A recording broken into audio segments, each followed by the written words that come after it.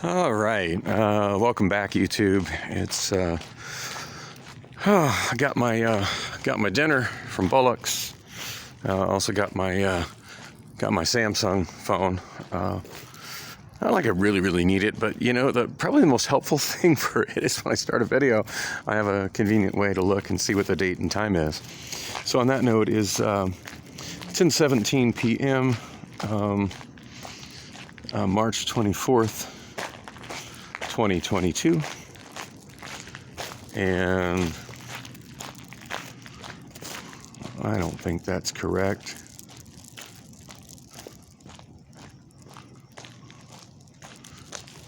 No, I don't think that's correct.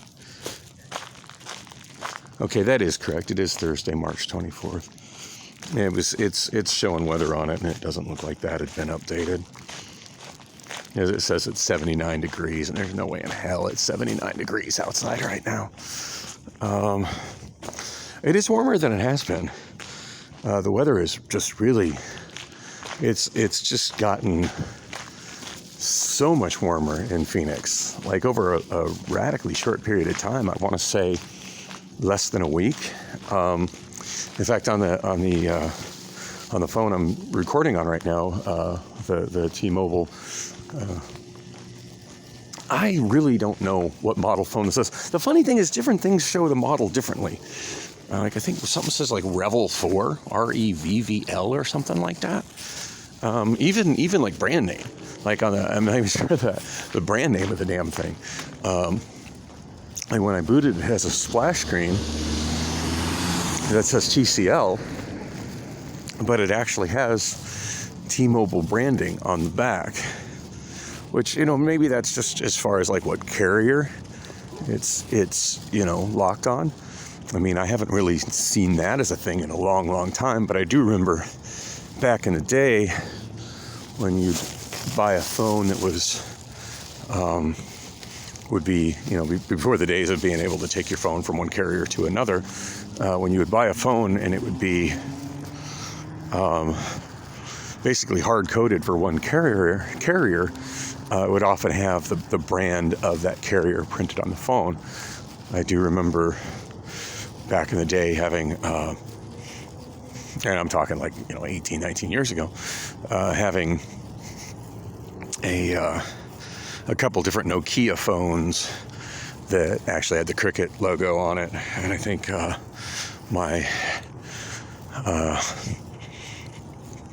remember having a Curacao Lingo, and that having the Cricket logo on it.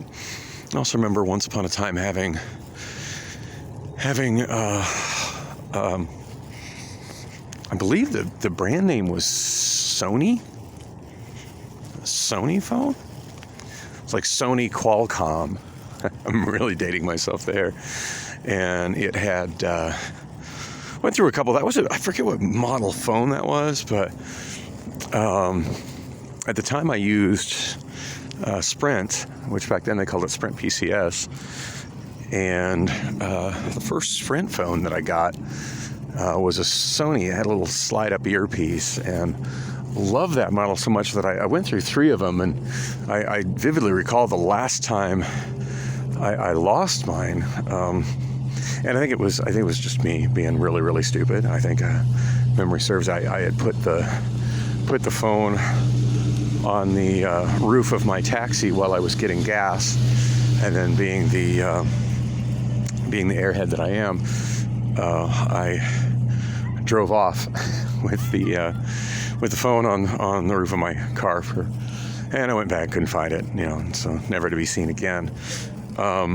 And I really wanted that exact same model phone again, but by then it was an older, you know, no longer produced, no longer really carried model. And I remember going round and round with Sprint customer service about, you know, I really don't, like, what do I need to do to get one? Can I get a used one? Does anybody have refurbished ones or the new old stocks? Like somebody somewhere got to have one of these. It was it was your guys' flagship phone for a long time, and they did actually find me one, and I immediately drove like halfway across the state to get it.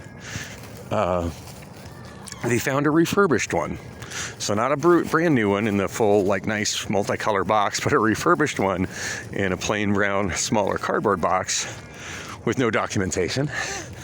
But factory refurbished and warranted and able to put on my insurance. And it wasn't even at a regular cell phone store or at an actual Sprint PCS store, but it was at one of their, I don't know if the word is I guess, like, contract store.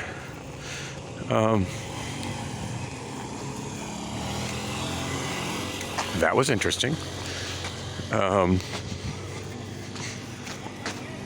kind of gas-powered motorcycle coming down the path.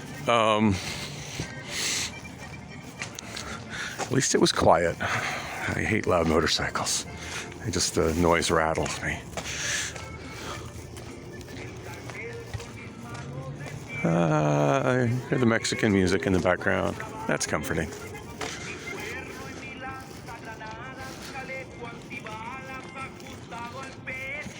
Anyway, where was I? Sorry, between the motorcycle and the music, just derailed my train of thought. Oh yeah, so yeah, they found me a refurbished phone, and it was at a contract dealer that was an authorized dealer for Sprint PCS, but not even an actual store. It was the dealer was located in a cart in the midway of the Tucson Mall. But I found them. I drove all the way there, and Sprint even contacted them and basically did the whole transaction to where I didn't even have to pay for it or anything when I got there. Like, it was all done through my Sprint account, and with the phone dealer. And then I did actually look up I got their number from as before the days of looking things up on the internet on your mobile phone, long before those days. I want to say this is probably late 1990s, 96, 97-ish. But yeah, I ended up getting on, I got the phone number to the dealer from Sprint PCS, and then as soon as I hung up with Sprint customer service, I called them just to verify, hey, do you guys just blah blah blah, this transaction is supposed to be going through Sprint, and just in case it doesn't, can you please, and it was the last one they had. It was the only one of that model they had left. And I asked them, hey, can you just please hold it for me? If for some reason it doesn't go through with Sprint, I will happily pay cash for that phone, but I really, really want that phone. And yeah, I get really, really picky about particular models of devices that I get comfortable with and become a part of my life. And when I lose them, it just throws my whole equilibrium off. That's generally, it's time to upgrade. No, I want my thing back. I was comfortable with specifically the thing that I had. I want that exact thing back. Oh, well, it's, why would you want that back? That's old, because that's part of me, and now a part of me has been ripped away. And it extends to a lot of things that I become comfortable with. Pretty interesting recent example is the headphones that I had stolen a couple months ago from the Wander Inn. In my shoulder bag.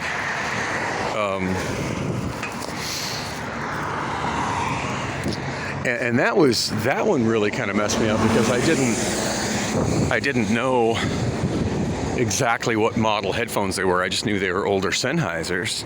Not older Sennheisers, but probably 15-year-old Sennheisers, maybe 20-year-old Sennheisers. Old enough that they're certainly not still in production. And but I didn't know the model, and it was actually me browsing through my as I mentioned in the last video, one of the ways that I kind of keep my jumbled thoughts together is going through my gallery on my iPhone of pictures and screenshots, and I forget what I was looking up in there. Nothing to do with my headphones. But I was scrolling through there, and lo and behold, I found a close-up picture of my Sennheiser headphones where you could clearly see the model number on them, and that was just like, it's like, and the clouds opened up, and I could hear the Hallelujah chorus, and it's like Hallelujah, and everything came together. And at that moment, I was able to restore that part of me that was missing by doing a search for Sennheiser and that model number on eBay. And sure as shit, with that little bit of lost information, I was able to find another pair. And they're around my neck right now as I speak. So, but my God, the time without them, the time I had to go through without them was really difficult for me. I mean, I haven't updated any of my music on my karaoke since as a result of that. And I ended up buying another pair of headphones that came with a CD player, which was again me replacing an exact specific model that I was comfortable with, which was stolen, also in the shoulder bag. And the headphones that came with it, I was hoping that they would be an okay replacement, at least something I could live with. And it turns out they really weren't. So yeah, I'm glad I got my Sennheisers back. And back in the late '90s, I went through some pretty extreme shit to get the exact same model Sony Qualcomm cell phone back, because that was part of me, and just the thought of trying to adapt to a different model phone into my life just was not. It was beyond not appealing. It was a horrifying thing for me. Yeah, I'm the kind of person who doesn't really get excited about new things in new places. I like the comfortable and familiar, and especially when I click well with something. Anyway. On that note, yeah, I really, really want it. I mean, I could just go purchase another phone. It's not hard to get a mobile phone, right? But I really specifically want another iPhone 6s Plus. This will make it my fourth iPhone 6s Plus. And in particular, because that's not a phone where you can expand the memory with a SIM card, I want to get the largest size that was ever made in, which was 128 gigs, because I often found on my last one the 32 gigs to be inadequate. So I'm being very particular on what I get as a replacement phone, and yeah, I haven't ordered one yet, and to be fair, I haven't had a lot of time to really sit down and concentrate on that. I mean, I suppose I technically have, but the times that I've had to do that, I've just been, I've been occupied. My mind's been on other stuff. Anyway, I think hopefully I can do that while I'm sitting at the bar waiting to sing. And I'm crossing my fingers Priscilla doesn't show up here. I'm headed over to the Wander Inn. It's one of my favorite hangouts, but I have not been going there just because she usually goes there on karaoke nights, and the situation between her and I is just really, really uncomfortable, and I'd rather not be around her, especially not in mixed company. The way she puts on a front like we're still an intimate couple, and goes out of her way to cock block any woman who might seem like they're interested in me, it's not a situation I'm comfortable with at all. I mean, I personally feel at this point that if she is still living with me and still wants to exert that kind of control, but does not want to sleep with me, she should really be outsourcing that. That's something she should be actively handling. And obviously she doesn't feel the same way, and obviously that's not going to happen, but that's pretty much how I feel about it.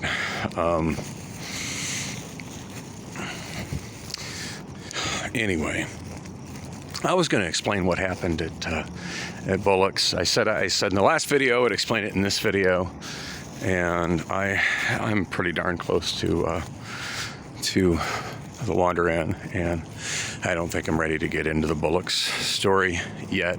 But suffice it to say, let me give you the important highlights. I still work there. I have not been permanently let go. I do expect I will be back there hosting karaoke next week.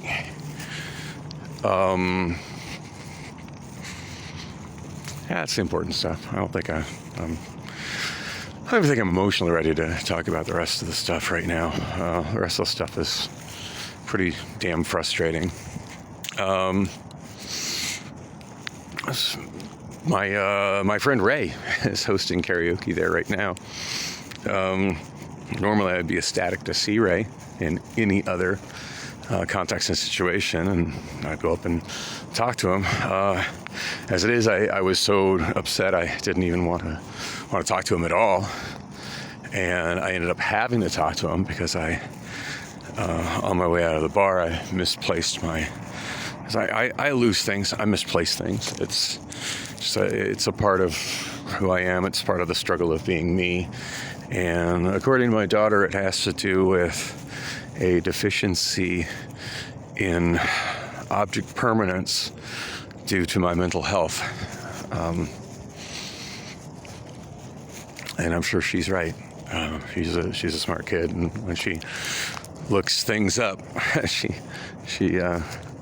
looks things up and gets her facts straight usually. So anyway, it's something I've struggled with ever since I was saying the story before about how I lost my cell phone. I lost my, back in the late 90s, my Sony Qualcomm. I lost it because I drove off with it sitting on top of my cab because I had just completely forgot that that's where I'd put it. It just was not. And the same thing just sort of happened as I was leaving Bullock's. I forgot where I put my Amazon bag. At this point, I'm using that bag for pretty much everything. It goes with me almost everywhere. And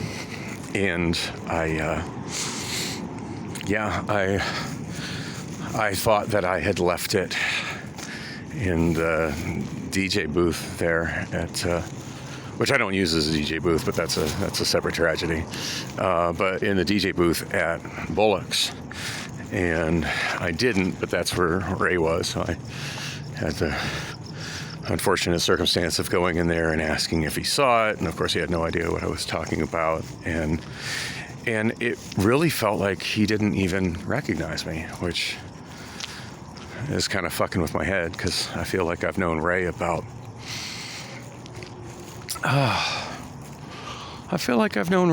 probably about 16, 17 years.